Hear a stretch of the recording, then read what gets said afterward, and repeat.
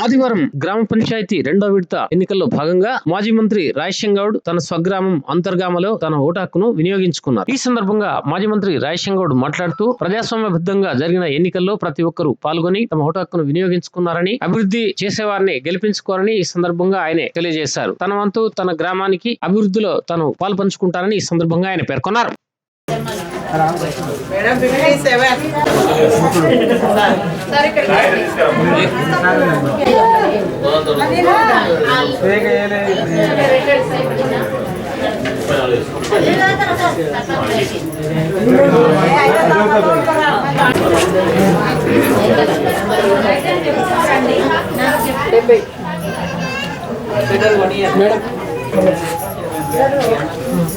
మంచినీళ్ళు తీసుకురా.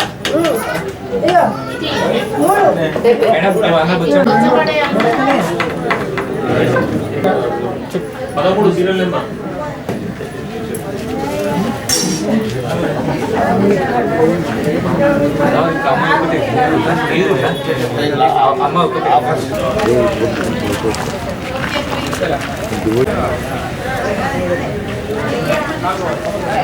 ప్రజాస్వామ్యంలో ఓటు అనేది చాలా పవిత్రమైనది. ప్రజాస్వామ్య రక్షణ కోసం కానీ, రాజ్యాంగ రక్షణ కోసం కానీ, ప్రజలకు ఐకమత్యం కానీ, ప్రజల అభివృద్ధి కోసం కానీ ఇది ఒక నిరంతర ప్రక్రియ జరిగేది. ఆ ఓటు హక్కు వినియోగించుకుంటూ అందరి తర్వాత చూసారు కదా, మీరు ఆ పాలు లేకుండా వచ్చి చేస్తున్నారు.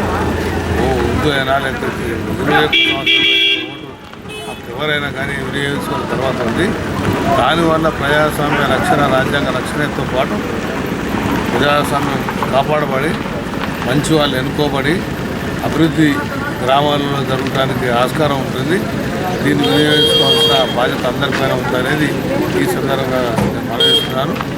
ప్రభుత్వం కూడా మంచి పోలీసు రక్షణ కానీ, ఇతర రక్షణ కానీ చేసి అహింసా పద్ధతులు లేకుండా శాంతియుతంగా ఈ ఓట్లు వేయించడం జరుగుతుంది.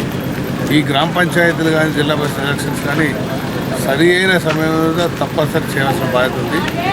నేను జిల్లా పరిషత్ చైర్మన్ పనిచేసాను, మంత్రి చేశాను, ఈ ఫైనాన్స్ కమిషన్ చైర్మన్ చేశాను.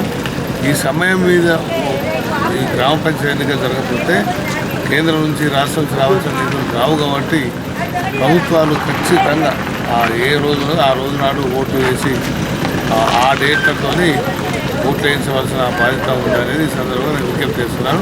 ఇక ముందు కూడా సమయస్ఫూర్తిగా రాబోయే మున్సిపల్ కానీ, జిల్లా పరిషత్ ఓట్లు గ్రామ చేయించవలసిన బాధ్యత ఉందనేది ఈ సందర్భంగా ప్రభుత్వాన్ని నేను విజ్ఞప్తి చేస్తున్నాను.